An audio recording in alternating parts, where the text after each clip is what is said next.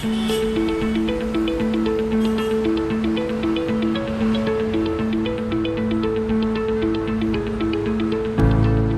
my name is Paul Ninnes, and this is something to think about.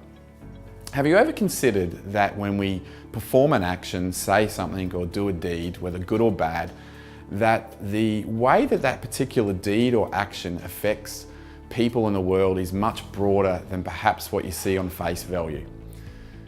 Saint Irenaeus of Lyon spoke about how we are made in the image and likeness of God, and that in some ways we are like God, in God's image, but we can also grow in our likeness. John Paul II talked about being self-governing and self-making in our actions. In some ways, we are both human beings and human becomings.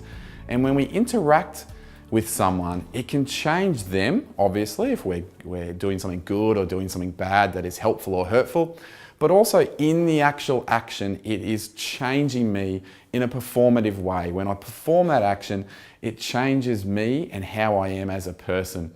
And so it's not like our interactions and our actions just disappear without a trace.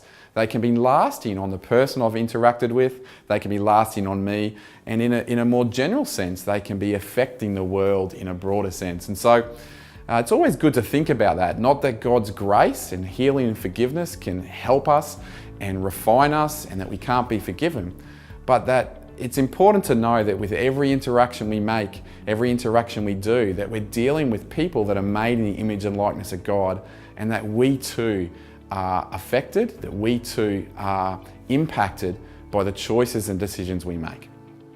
This has been something to think about.